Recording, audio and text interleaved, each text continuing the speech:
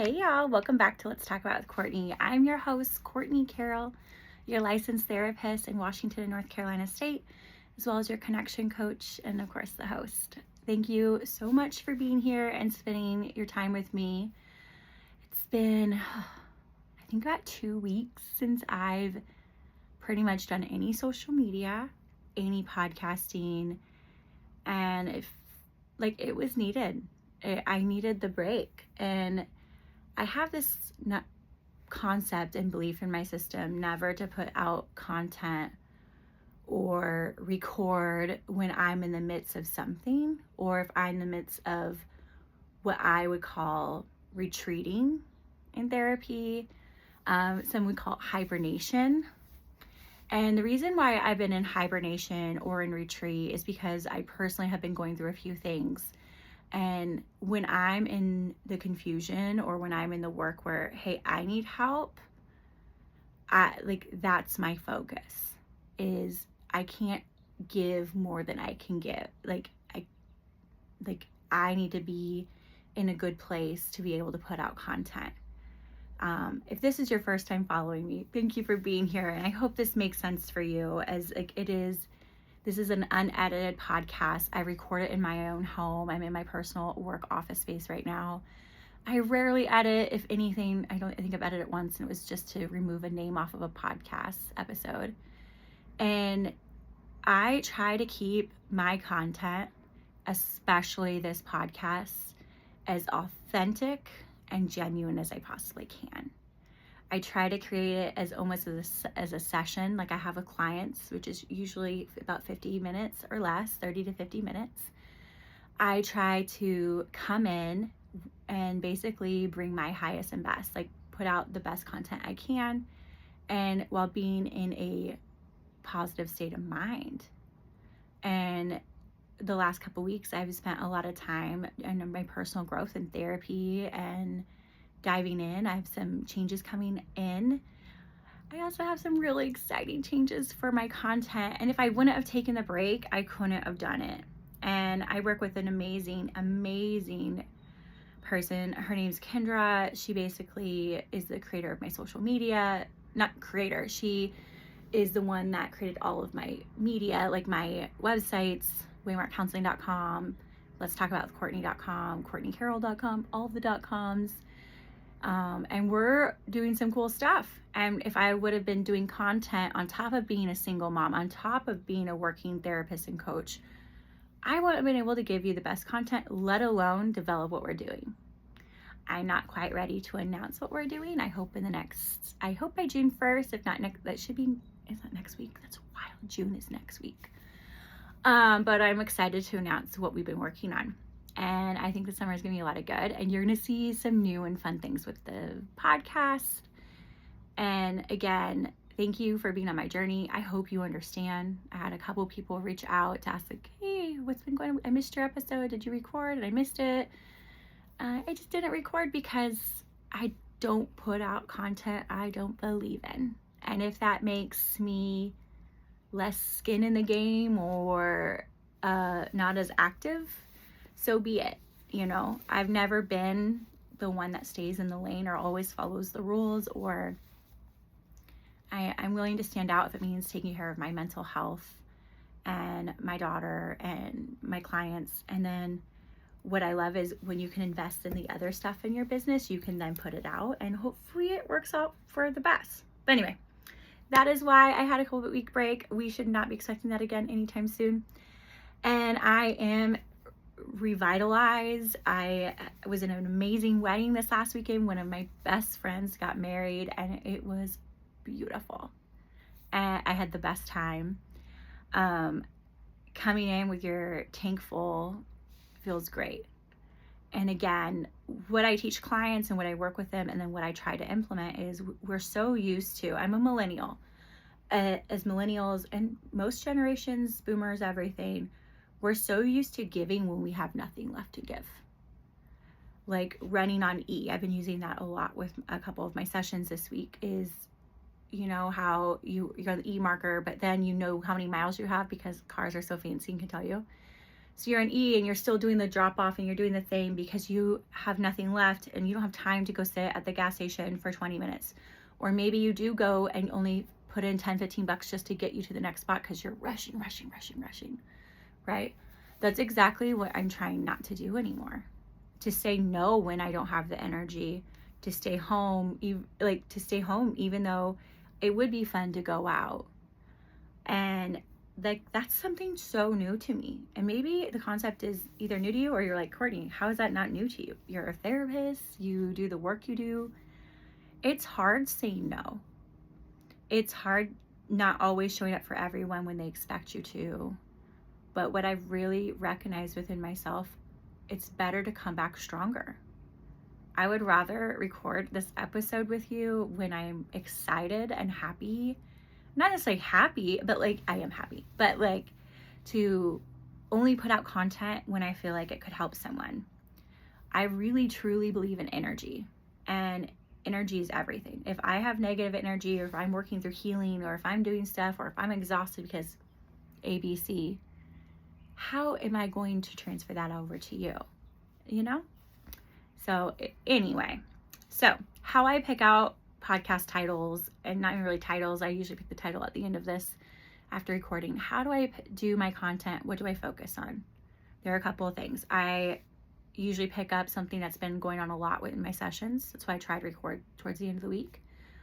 Or I pick up something that's I've been actively working on or going through, or if there's a theme going on. And that's the one we're going with today. I am in part of a mentorship group, and it's one of my favorite things to do is to collaborate, work, and heal with others. And yesterday, one of my mentors mentioned something that really stood out, and hear me out, right? She had mentioned, I don't even think she realizes she was quoting something, but she said, without conflict, there's no growth. I have a cheat sheet so I could remember. I don't want to get it wrong. Without conflict, there's no growth. And I don't love the word conflict. I don't love conflict. But I would love to reframe, switch some words around. Without challenge, there is no growth. Without triggered, you don't know what's going on with your body. But without challenge, there is no growth. I can't think of a better theme in my life for myself and a lot of my audience, and especially my clients, because we tend to think conflict and challenge is devastating, heartbreaking, and all you fill in the words frustrating. And of course it is, by the way. Let's normalize that. Challenge and conflict is not exactly fun. It's not ideal. It's not the ideal circumstances. Who really wants to go through a hard time? Fucking no one. No one. Especially me. Like, sometimes I'm like, I've had enough, thanks. Like, XYZ, that's enough for me. I would like ease and peace and everything. But when I started really, I wrote it down immediately because I was like, oh, that's good. That speaks to me. And I think about what challenges I've gone through and how it's either made me a better person, elevated me, or healed me. We're so stuck sometimes in the things of why is this happening to me versus what is this doing for me? And I'm sure I brought that up before, but it is such a transformative language change, cognitive reframe, if we want to use some psychological terms, that if we can maneuver and swap out some wording. What is challenge? What is conflict? Why is it so negatively stigmatized, right? Why do we stray away from it, right? What are we avoiding with conflict? Growing up, I was told not to talk back. Of course, respect your elders, all the things. My parents' opinion was the right opinion. Whatever they believed in, I was supposed to believe in or not to question, And I'm sure a lot of us grew up in the same scenarios. And if it wasn't your parents, it was your instructors, your teachers, your religion, your faith system, like there are abiding rules and guidelines and what you were supposed to do and not do. But what happens when they clash? What happens when, I'm thinking like of a volcano erupting, and what happens when that happens? You know, we have a couple choices. The first one that comes to mind, and when I think about my divorce, it always just makes me emotional when I think about that. And when I think about the disruption, that the last infidelity that happened in my marriage before I ended it, I think about how heartbroken I was. I think about how I couldn't believe this was happening to me. Why would he do this? And I can give you so many more scenarios about breakups or anything, but like that's just the one that really stood, because that's one that feels like a volcano to me. So think about, if you're sitting here, what is a volcano for you? It could have been your parents' divorce. It could have been losing a friend. I think every time I've lost someone in my life, I had an ex-boyfriend from high school that passed away early in my 20s. I've lost 2 baby cousins. I've lost my papa. I've lost my mom. So those are all volcanoes to me. So what's your volcano, right? And again, I think there's like 2 choices there. It's you stay in it, and maybe you let the volcano take over, the lava. My daughter loves volcanoes. We've been talking about volcanoes. It's probably what's coming up for me. And it can turn to magma, and you go with it and you just peer into it. And maybe that's into addiction. Maybe that's running away into a new relationship. Maybe that's moving away and starting over, you know, or maybe that's, some of my friends have committed suicide. Some of my clients have gone through a lot of great loss with their family members and friends through the same way. Maybe it's like, I'm done with this world, I'm out. And it could be also letting depression take over to a point where it's debilitating. And again, maybe you just become numb and you just don't live anymore. Those are all option 1. And maybe you're like, those are a lot of options, Courtney. No, I think those are options 1, where you just sit in it and you stay with it. Option 2, evacuate. Evacuate. And that doesn't necessarily mean you just run and go. Like when I think of a volcano erupting, when there's people warn you it's coming, or at least that's what I understand, and I'll take the confirmation from the news or the reporters or whatever's going on in the community, in the town, and you make your way out. Some people wait. Some people see how it's going to go. Is it really as bad as I think it is? That's kind of staying in relationships, right? A lot of red flags, but let's see if it keeps going. You know, see how bad it gets. And then they're trying to make their way out once they're like, oh shit, I see it coming, bash, everything's coming, I need to go, right? So option 2 is evacuation. But what's different with evacuation is like you still have the events of what unfolded for you. Sorry, that's a weird way of saying it. And again, the volcano is just a metaphor. The breakup, the divorce, the child you lost, the miscarriage, you losing your parent, you losing a sibling, you losing a friend, and you don't know how to, one, live life without them, or do life without that relationship, but you don't want to be stuck. You don't, like, one, maybe you have kids, like I had a daughter, I don't have a choice to just like sit in it, right? I had to make decisions, and somewhat quick ones, right? But I can look at that volcano all day, the destruction of my marriage, the choices that my ex made, and even my biggest relationship after my divorce, my engagement that imploded. I can look at that all day and be like, why the fuck did that happen to me?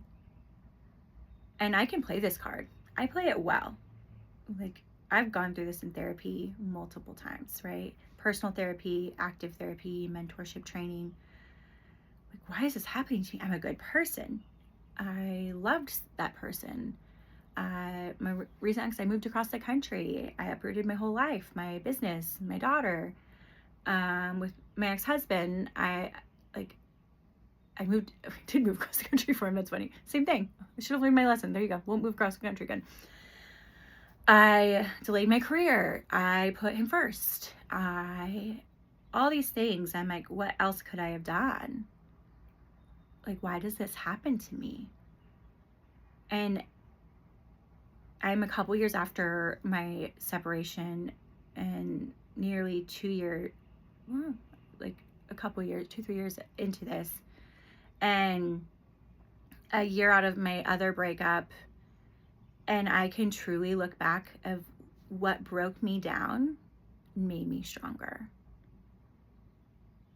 For so long in my young adult life, I let people take advantage of me and treat me like crap. And being a people pleaser, subjecting myself to help others, like I would be exhausted and I would still show up to either be the daughter, the wife, the friend, when not all the time I had that returned. And that needed to be shown to me. That did. I had to learn from that. I learned from this volcano, like, who was I in that? And what can I learn from that eruption, right? I did not know I was talking about volcanoes today, guys, but I'm going with it. I was so quiet with my stories. I didn't even really want to tell a lot of people I got into grad school to become a therapist, because I'm like, well, you know, it's not that big of a deal, or I don't want them to think anything about it or anything about me. I remember the multiple infidelities in my marriage, like hiding it and keeping it secret because I didn't want anyone to judge him or me. I didn't want to be judged for staying in a relationship. And what did it mean? Why did I stay in a relationship? I learned so much after that volcano experience. Instead of staying in it, I could have kept being married for a very long time. I'm very well aware of that, and kept having that cycle repeat. And I could have. Honestly, it would have been, I somewhat think, the easier option to do. I was used to the betrayal. I was used to the repeat offender. We'd be great, and then something happened, and sometimes I'm like, gosh, I'd go back to that versus doing so much on my own. And hello, what does that say? That's not good, guys. But I've thought about that in the last couple of years. Gosh, that would have been easier just to been stayed married and been cheated on. I would have had a great partner. He's a fantastic dad. And I could have stayed in the magnet and been fine. But I chose to be like, I don't want to be treated like this anymore. I don't want my daughter to grow up in an environment where we think that's love. I don't want to be the quiet one that hides her pain and to not heal, or to stay in something that's no longer like basically drowning me, because every time I would work my ass off to get better, and then I would get hurt again, or I'd think clear skies and here comes a storm. And this is such a great example of so many of my clients. I know I'm sharing my personal story. I know, I'm well aware, and this is not shit talking whatsoever. I am so grateful for the experience of that, because I walked away stronger. I had to evacuate and figure out, where did I go wrong? What courses did I go wrong? How could I have done it better? A big question for me, and a lot of my clients, I've had a couple this week actually ask me, why didn't I leave sooner? The writing was on the wall court. Like, why didn't I leave sooner? You weren't ready. You weren't ready, or maybe your lesson wasn't done, you know? And then when we're in the recovery stage, after we've evacuated, it really just depends on what you do with it. If we can look at the destruction of what a volcano can do, and so many times over history can show us, gosh, I don't want to go to history nerd, of how communities have rebuilt their communities after natural disasters such as volcanoes, hurricanes, and everything. And I'm not saying there's not still a lot of work to do in those places across the world where natural disasters have happened, but what I do know is they're rebuilding. How do you want to rebuild it? It happened. It happened to you. They broke up with you. They cheated. You lost your job. You lost your friend. You lost your family member. And by all means, sit in it to like grieve it. But what does this challenge do for you? How can it transform you? It brings me to like my most recent relationship where engagement, where if I would have saw the red flags before, like my marriage, I would have just stayed in it. You guys, it taught me to get out of it. I was in here for 2 weeks and I was like, no, absolutely not. I moved across the country and I didn't know how I was going to do it all by myself and financially take care of my daughter the way I did. And I thought about moving back to North Carolina. And that wasn't going to work out with the dynamics that are over there. And I thought about running away and all the things, and that will happen again. Maybe you're in the midst of losing a parent and also being in a relationship where you know you shouldn't be in, but you don't want to go through two hard things at once. One, that's logical. So fucking logical. And two, what is this challenge telling you? Because I tend to think when I've lost people, it actually inspires me to live more life for them.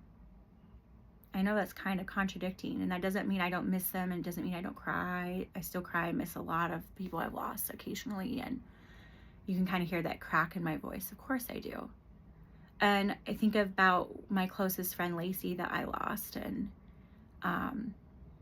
she would push me to do more, to help more women, to help relationships because of what she's gone through in relationships, you know. And I could live in the magna, stay still, maybe drink myself into oblivion or numbness. And that's a solid coping skill unfortunately, for a lot of people. And I'm not saying anything's necessarily wrong with that. I actually think that's normal, unfortunately. Or people that get high, or people that jump right into a relationship. Like, what can numb this pain? Because we choose to numb it versus lean into it. So as I'm talking this out with you, and you can clearly tell this wasn't practiced, when you think of your volcano, when you think of the hard things you've gone through, and let's say it's been a few months, let's call it 3, what do you want to do with it? Do you want to pitch a tent and stay there? Okay. I've been there. I wanted to remain the victim. I wanted to be the one. I didn't want to be the one that got cheated on. I didn't want to be the victim. But I sat in it. And as I was playing that out, I went to therapy. I went and got help. And I encourage you to do the same. If you don't have a therapist or a coach or anything, please reach out to me. If I'm unable to help you, I will help you find someone that can. If this is like intriguing, you're like, without conflict, there's no growth. Without challenge, there is no growth. And what is growth? Evolving, getting better, doing things on your own. It is so easy to rush into another relationship after a breakup or a big loss. It is like, that's so easy. I've been there myself, where I'm like, I just want to recreate that family, or I don't want to do things alone. I still have days, like a few weeks ago, where I'm like, gosh, it would really be lovely to have a partner, and like wanting to date for that versus being to date and to want more in a relationship, if that happens, or if it's natural, or if it ebbs and flows. We tend to force healing versus doing the work. So are you forcing it? Are you staying in a relationship that you don't want to be in? Are you looking at, woe is me? And again, I'm not talking the person that's in this after a month or two. Like, save this for later. I promise you, like, you'll get something more of it later. I could have never listened to this the summer I split up with my ex-husband.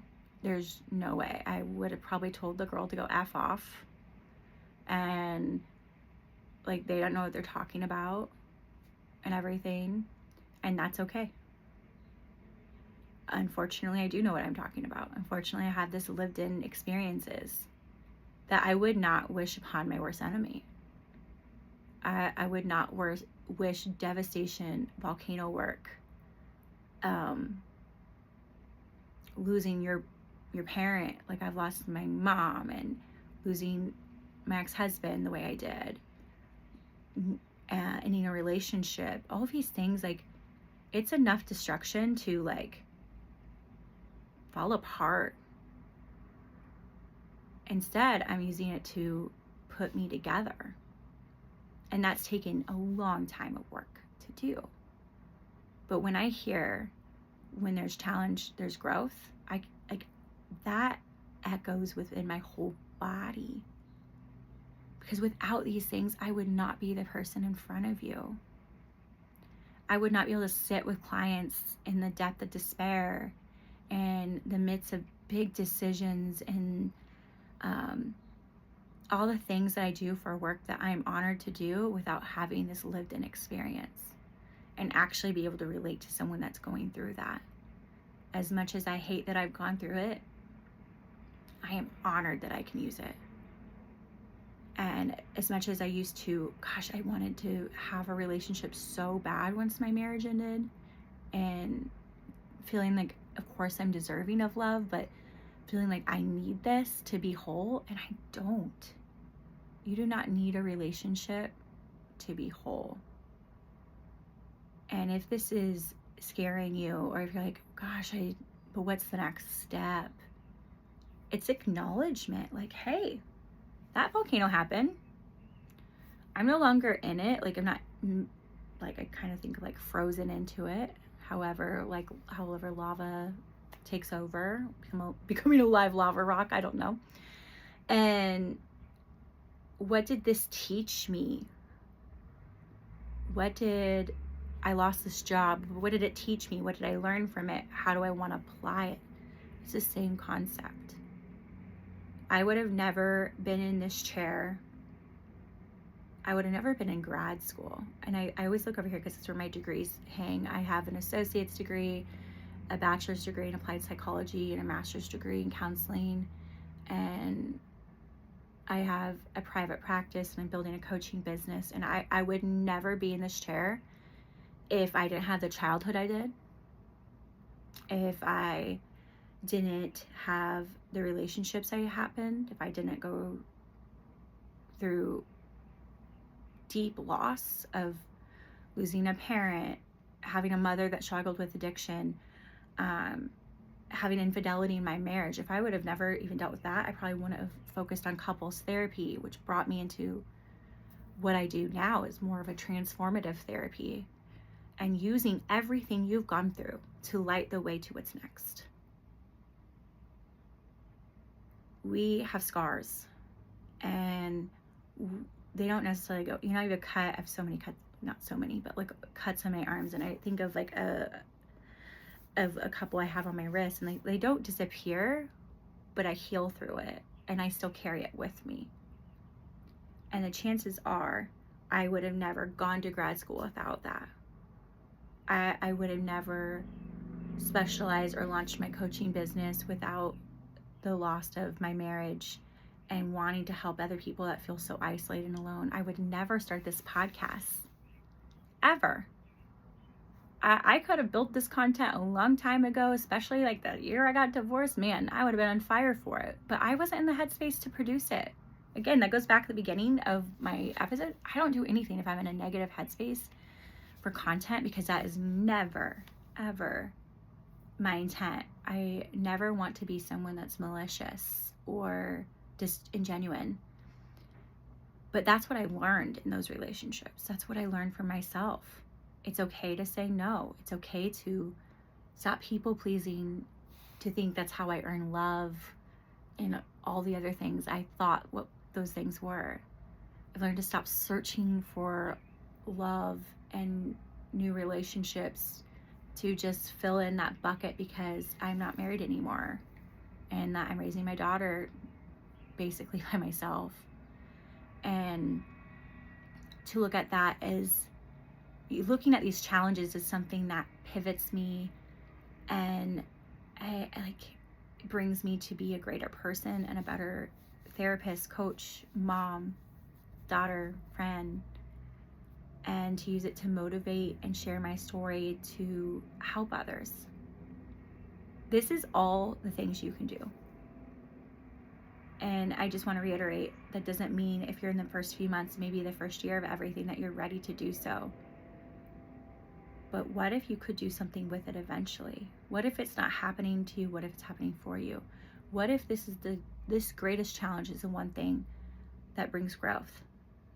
It's like when they say rock bottom, when you hit rock bottom, that's when people tend to go into sobriety. What if this is your rock bottom to live again? What do you want out of life? What do you want to heal? There's so much this could like catapult into, like pivot to, and I could probably go on, not gonna lie, probably for hours about this all by myself.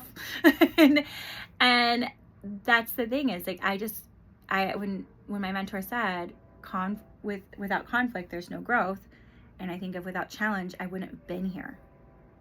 You wouldn't have been here. Maybe you wouldn't have met your current partner. Maybe you wouldn't have these beautiful babies that you do, this home you never thought you would have. Gosh, I have someone I know really well that didn't have their own house until mid-40s, and now has this great life with an amazing guy. And I'm like, wow, inspiration. I'm not rushing to my next step, because I've learned not to rush from my past. So I hope this is helpful. I hope you can get something out of, without challenge, there is no growth. Without challenge, there is no healing. And instead of thinking of challenge as a negative connotation, a negative belief, or a negative thing that happens to you, that can actually evolve you and bring you a lot of amazing things in your life. It can happen if you allow it. That's just that. And you can do this. You can move everything negative into something really positive and beautiful. It takes work, it takes time, it takes effort. This did not happen overnight for me. I could have never put this stuff out there a couple years ago. I couldn't have. When I wasn't ready for it. I didn't want to share my story. I needed to be in a place where I could feel healed to do it. And that's what I encourage you to do. Like, if you're going through something, what is this teaching you at this moment? That doesn't mean you have to act swiftly, start a podcast or whatever else that I did, but to give yourself grace and understanding that maybe, just maybe, this is not for nothing. All right. Well, I will keep you updated soon. Thank you so much for joining me. And if you have any questions, comments, likes, please DM me, message me, or comment on this, and we'll have some fun announcements soon. Until next time, y'all.